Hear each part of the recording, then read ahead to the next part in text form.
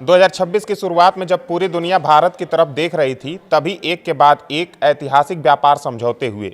सबसे पहले यूरोपीय संघ के साथ मदर ऑफ ऑल डील्स और फिर अमेरिका के साथ वो अंतरिम फ्रेमवर्क जो लाखों भारतीयों के लिए नए दरवाजे खोल रहा था।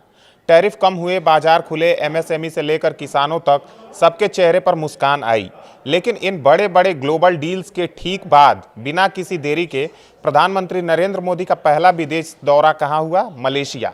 हाँ, ठीक 7 फरवरी 2026 को जब कुआलालंपुर एयरपोर्ट पर मलेशियाई पीएम अनवर इब्राहिम खुद खड़े थे, लाल कालीन बिछा गर्मजोशी से गले लगाते हुए। यह कोई सामान्य स्वागत नहीं था, यह एक संकेत था। दुनिया भर में सवाल उठने लगे, इतने बड़े पश्चिमी समझौतों के तुरंत बाद पूर्वी दक्षिण और दक्षिण एशिया की ओर आखिर क्यों? क्या यह महज एक यात्रा थी या भारत की कोई सोची समझी चाल? क्या पीएम यह दिखाना चाहते थे कि भारत अब सिर्फ अमेरिका या यूरोप का नहीं बल्कि पूरे एशिया का विश्वसनीय साथी बन चुका है?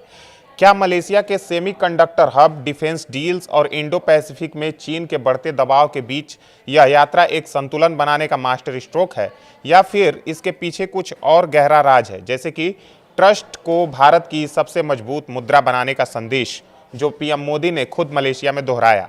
जैसे जैसे ये सवाल दिमाग में घूमते हैं, एक बात साफ होती है, यह यात्रा कोई संयोग नहीं, यह भारत की उस नई ताकत का ऐलान है जो अब वैश्विक पटल पर नियम बनाने की हैसियत रखती है। लेकिन असली कहानी क्या है? आइए देखते हैं। इन बड़े व्यापार समझौते के तुरंत बाद मलेशिया पहुंचने का फैसला कितना रणनीतिक और कितना रोमांचक था। नमस्कार, मैं ओमकार पांडे और स्वागत है आपका न्यूज 18 राजस्थान के डिजिटल प्लेटफॉर्म पे। 27 जनवरी को भारत और यूरोपीय संघ यानी ईयू के बीच एक ऐतिहासिक मुक्त व्यापार समझौते पर हस्ताक्षर हुए, जिसे मदर ऑफ ऑल डील्स कहा जा रहा है। यह समझौता लगभग 2 दशकों की बातचीत के बाद हुआ और यह दुनिया का सबसे बड़ा मुक्त व्यापार क्षेत्र बनाता है, जिसमें लगभग 2 अरब लोगों की आबादी शामिल है। समझौते के तहत भारत ईयू के 96.6% निर्यातों पर टैरिफ कम करेगा या खत्म करेगा, जबकि ईयू भारत के निर्यातों पर भी ऐसा ही करेगा। इसमें भारत के श्रम गहन क्षेत्र जैसे कि टेक्सटाइल, चमड़ा, जूते, चाय, कॉफ़ी, मसाले, खेल के सामान, खिलौने, रत्न और आभूषण को बड़ा फायदा मिलेगा। ईयू के साथ व्यापार 2024-25 में पहले से ही $136.5 बिलियन का था और यह समझौता इसे दोगुना करने का लक्ष्य रखता है। लेकिन यह सिर्फ व्यापार नहीं है, इसमें निवेश, सुरक्षा, भौगोलिक संकेतक जैसे कि जीआई और पारदर्शिता पर भी जोर है, जो भारतीय किसानों और एमएसएमई को सुरक्षा प्रदान करता है। उदाहरण के लिए भारतीय उत्पादों जैसे कि बनारसी साड़ी या दार्जिलिंग चाय को ईयू में विशेष संरक्षण मिलेगा। फिर 6 फरवरी 2026 को भारत और अमेरिका ने एक अंतरिम व्यापार समझौते का फ्रेमवर्क जारी किया, जो $500 बिलियन का एक बड़ा पैकेज है। यह समझौता अमेरिकी राष्ट्रपति डोनाल्ड ट्रंप और पीएम मोदी के बीच 2025 में शुरू हुई द्विपक्षीय व्यापार समझौते यानी बीटीए वार्ताओं का हिस्सा है। इसके तहत अमेरिका ने भारतीय निर्यातों पर टैरिफ को 50% से घटाकर 18% कर दिया, जिसमें टेक्सटाइल, चमड़ा, प्लास्टिक, रसायन, घरेलू सजावट और मशीनरी शामिल है। बदले में भारत ने अमेरिकी औद्योगिक सामान और कृषि उत्पादों जैसे कि डिस्टिलर्स ग्रेन, लाल ज्वार, नट्स, फल, सोयाबीन तेल, वाइन और स्पिरिट्स पर टैरिफ कम किए। खास बात यह है कि यह समझौता भारतीय किसानों को नुकसान नहीं पहुंचाता, संवेदनशील उत्पादों को बाहर रखा गया है। वाणिज्य मंत्री पीयूष गोयल ने कहा कि इससे भारतीय एमएसएमई को अमेरिकी बाजार में ड्यूटी फ्री एंट्री मिलेगी, जिससे लाखों नौकरियां पैदा होंगी। साथ ही भारत ने रूसी तेल की खरीद रोकने का वादा किया, जो भू राजनीतिक दृष्टि से बेहद महत्वपूर्ण है। यह डील हार्ले डेविडसन मोटरसाइकिलों पर ड्यूटी खत्म करती है, लेकिन टेस्ला जैसी इलेक्ट्रिक वाहनों पर कोई रियायत नहीं, जो भारत की घरेलू ऑटो इंडस्ट्री को बचाता है। ये दोनों समझौते भारत को वैश्विक आपूर्ति श्रृंखलाओं में मजबूत बनाते हैं, खासकर सेमीकंडक्टर, डिजिटल टेक्नोलॉजी और रक्षा जैसे क्षेत्रों में। लेकिन इनके तुरंत बाद पीएम मोदी की मलेशिया यात्रा क्यों? जवाब भारत की एक्ट ईस्ट नीति और एशियाई क्षेत्र में बढ़ते प्रभाव में छिपा है।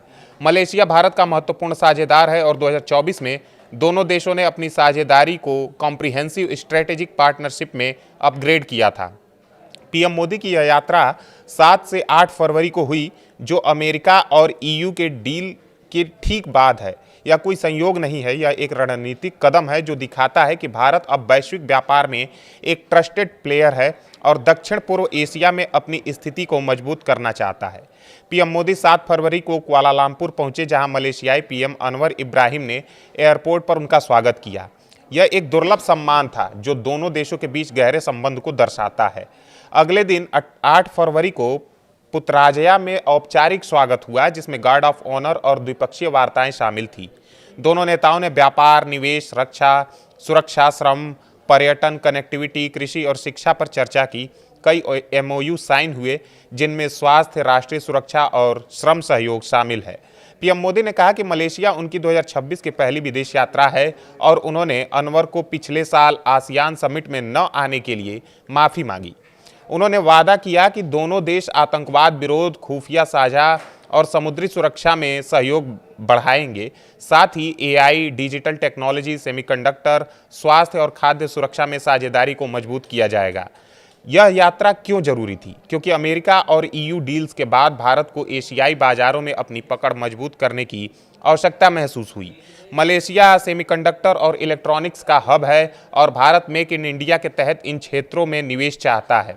2025 में भारत मलेशिया व्यापार $20 बिलियन का था और यह यात्रा इसे बढ़ाने का अवसर है। साथ ही इंडो पैसिफिक क्षेत्र में चीन के बढ़ते प्रभाव के खिलाफ भारत आसियान देशों के साथ रक्षा सहयोग बढ़ा रहा है। पीएम मोदी ने कहा कि भारत और मलेशिया की साझेदारी सामरिक विश्वास पर आधारित है, जो आर्थिक परिवर्तन का रास्ता खोलेगी। सीईओ फोरम में भी चर्चा हुई, जहां नए निवेश के अवसरों पर बात हुई। इस यात्रा का एक दिलचस्प पहलू यह है कि यह भारत की बहुध्रुवीय विदेश नीति को दर्शाता है। अमेरिका और ईयू के साथ डील्स में भारत को पश्चिमी बाजारों में लाभ मिला, लेकिन एशिया में संतुलन बनाना जरूरी है।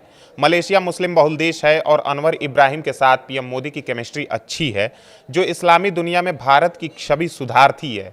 साथ ही यह यात्रा भारत और मलेशिया के पीपल टू पीपल कनेक्टिविटी को भी बढ़ाती है, जिसकी एक झलक तब देखने को मिली जब सांस्कृतिक कार्यक्रमों में दोनों देशों की साझा विरासत दिखाई गई।